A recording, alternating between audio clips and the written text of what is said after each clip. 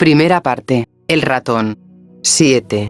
La promesa. Cada día al entrar en el hospital hacía una honda inspiración para aspirar lo que para mí era el olor más sagrado y bendito del mundo entero, y después bajaba corriendo a mi laboratorio sin ventanas. En ese extraño y caótico tiempo de guerra, cuando escaseaban las cosas más elementales, tales como alimentos y médicos, sabía que no estaría enterrada eternamente en ese sótano.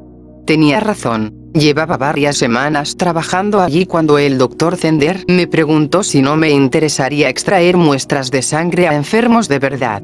Las pacientes a las que iba a sacar muestras de sangre eran prostitutas que se encontraban en las últimas fases sintomáticas de enfermedades venéreas.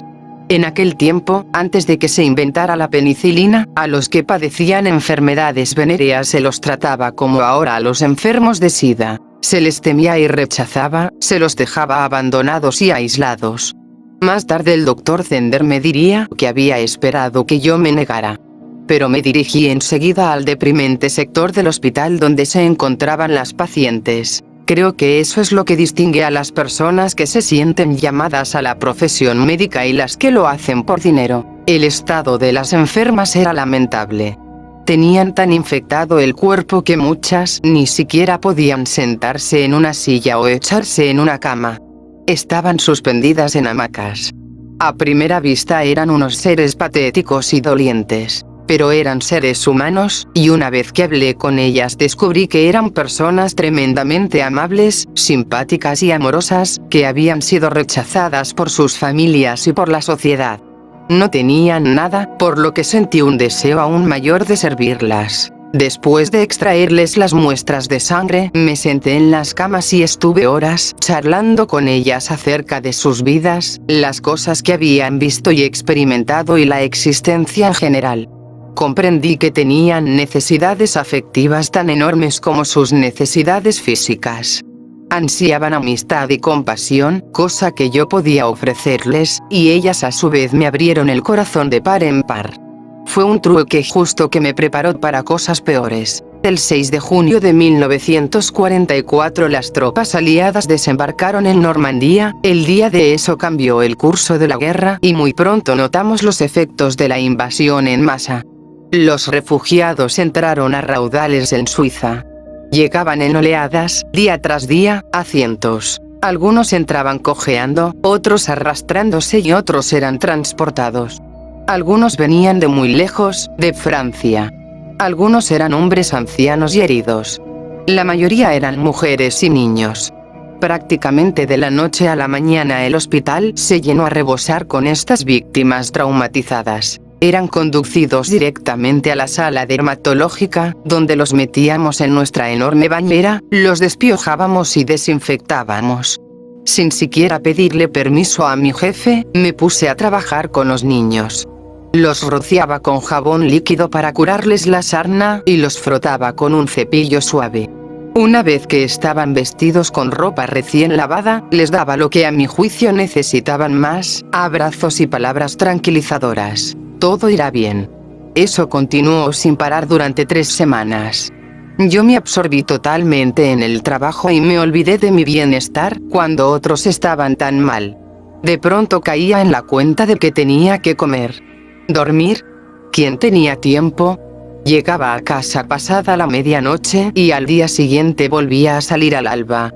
Estaba tan concentrada en los niños sufrientes y asustados, tan alejada de las actividades normales diarias, tan inmersa en responsabilidades distintas a aquellas para las que me habían contratado, que pasaron días sin que me diera cuenta de algo que tendría que haber sido una noticia importantísima. Mi jefe, el Dr. Zender, se había marchado y su puesto estaba ocupado por el Dr. Abraham Weitz. Yo estaba atareadísima tratando de encontrar comida para los refugiados hambrientos.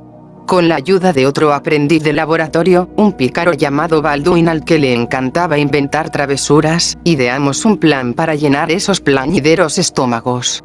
Durante varias noches seguidas pedimos comidas completas a la cocina del hospital, las poníamos en enormes carros y las distribuíamos entre los niños. Si quedaba algo, se lo dábamos a los adultos. Finalmente, cuando niños y adultos por igual estaban limpios, vestidos y comidos, eran trasladados a diversas escuelas de la ciudad y dejados a cargo de la Cruz Roja. Yo sabía que inevitablemente iban a detectar el desvío de esos preciados alimentos y que en consecuencia tomarían medidas disciplinarias. Por eso, cuando el Dr. Waits me llamó a su oficina, acudí con la esperanza de que el castigo no fuera demasiado severo, pero la verdad es que me imaginaba que me iba a despedir. Además del asunto de la comida, había olvidado totalmente pedir disculpas por no hacer mi trabajo de laboratorio, y ni siquiera me había presentado a saludar a mi jefe. Pero en lugar de despedirme, el Dr. Waits me felicitó. Me dijo que me había observado desde lejos cuando estaba trabajando con los niños y que jamás había visto a nadie tan absorto y feliz con su trabajo. Debe cuidar a los niños refugiados, me dijo. Ese es su destino. Nada podría haberme aliviado ni estimulado más. Después el doctor me habló de la urgente necesidad de atención médica en su país natal asolado por la guerra, Polonia. Las terribles historias que me contó, sobre todo las de niños en campos de concentración, me conmovieron profundamente, me hicieron llorar. Su familia había sufrido enormemente. Necesitamos personas como usted allá. Si puede, si termina su aprendizaje, tiene que prometerme que irá a Polonia y me ayudará a hacer este trabajo allí. Agradecida por no haber sido despedida, y también animada por sus palabras, se lo prometí. Pero aún faltaba la otra parte. Esa noche, el administrador jefe del hospital nos llamó a Baldwin y a mí a su despacho. Rendida de cansancio, solo sentí desdén por ese burócrata gordo, mimado y pagado de sí mismo, sentado ante su escritorio de caoba, aspirando un puro y mirándonos como si fuéramos ladrones. Nos exigió que pagáramos el precio de los cientos de comidas que les servimos a los niños refugiados o que entregáramos la cantidad equivalente en cupones de racionamiento. Si no, quedáis despedidos inmediatamente. Yo me sentía aniquilada, porque no quería perder mi empleo ni dejar mi aprendizaje, pero no tenía la menor posibilidad de conseguir ese dinero. Cuando bajé al sótano, el Dr. Waits presintió que ocurría algo terrible y me obligó a contárselo. Movió la cabeza disgustado y me dijo que no me preocupara por la burocracia. Al día siguiente fue a ver a los jefes de la comunidad judía de Zúrich y con su ayuda se pagó rápidamente al hospital las comidas no autorizadas con una enorme cantidad de cartillas de racionamiento.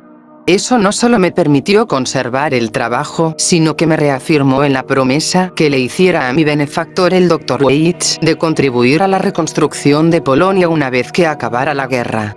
No tenía idea de lo pronto que sería eso. Durante los años anteriores, en incontables ocasiones había ayudado a mi padre a preparar para los invitados nuestra cabaña de montaña en Aniden, pero resultó diferente cuando me pidió que lo acompañara allí a comienzos de enero de 1945. En primer lugar, yo necesitaba ese descanso de fin de semana. Y a su vez él me prometió que los invitados eran personas que me iban a encantar. Y tenía razón. Nuestros invitados pertenecían al Servicio Internacional de Voluntarios por la Paz. Eran 20 en total, en su mayoría jóvenes y procedentes de todas partes de Europa. A mí me parecieron un grupo de idealistas inteligentes. Después de mucho cantar, reír y comer vorazmente, escuché embelesada su explicación de las tareas que realizaba la organización, fundada después de la Primera Guerra Mundial y que posteriormente sirvió de modelo para los cuerpos de paz estadounidenses. Se dedicaban a crear un mundo de paz y colaboración. ¿Paz mundial? ¿Cooperación entre los países y pueblos? ¿Ayudar a los pueblos asolados de Europa cuando la guerra terminara? Esos eran mis sueños más ambiciosos. Sus relatos sobre trabajos humanitarios sonaron a mis oídos como música celestial. Cuando descubrí que había una sucursal en Zúrich, no pensé en otra cosa que inscribirme, y en cuanto advertí señales de que la guerra iba a terminar pronto, llené una solicitud y me imaginé abandonando la pacífica isla que era Suiza para ayudar a los supervivientes de los países de Europa devastados por la guerra. Hablando de música celestial, no hubo sinfonía más maravillosa que la que llenó el aire el 7 de mayo de 1945, el día que acabó la guerra. Yo estaba en el hospital. Como si obedecieran a una señal, pero de forma espontánea, las campanas de las iglesias de toda Suiza comenzaron a tañer al unísono, haciendo vibrar el aire con los repiques jubilosos de la victoria y, por encima de todo, de la paz. Con la ayuda de vanos trabajadores del hospital, llevé a los pacientes al terrado, uno a uno, incluso aquellos que no podían levantarse de la cama, para que pudieran gozar de la celebración. Fueron momentos que todos compartimos, ancianos, personas débiles y recién nacidos. Algunos de pie, otros sentados, incluso varios en silla de ruedas o tendidos en camillas, algunos sufriendo intensos dolores. Pero en aquel momento eso no importaba. Estábamos unidos por el amor y la esperanza, la esencia de la existencia humana, y para mí fue algo muy hermoso e inolvidable. Lamentablemente, era solo una ilusión. Cualquiera que creyera que la vida había vuelto a la normalidad, solo tenía que entrar en el servicio de voluntarios por la paz.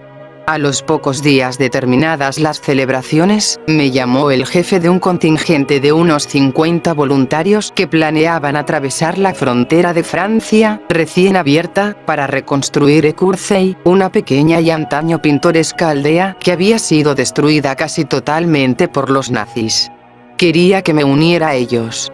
No podía imaginar nada mejor que dejarlo todo e ir, aunque para lograrlo tendría que superar muchos obstáculos. Como es lógico, estaba mi trabajo, pero el Dr. Weitz, mi principal respaldo, me concedió de inmediato la excedencia del trabajo en el hospital. En casa la historia fue muy distinta. Cuando saqué el tema durante la cena, más como un hecho que como petición de permiso, mi padre exclamó que estaba loca, y que además era ingenua al no pensar en los peligros que arrostraría allí. Mi madre, tal vez pensando en el porvenir más previsible de mis hermanas, sin duda deseó que me pareciera más a ellas en lugar de exponerme a los peligros de las minas terrestres, la escasez de alimentos y las enfermedades. Pero ninguno comprendió mis deseos. Mi destino, el que fuera, aún estaba muy lejano, en algún lugar del desierto del sufrimiento humano. Si quería llegar allí, si alguna vez iba a conseguir ayudar a los demás, tenía que ponerme en marcha.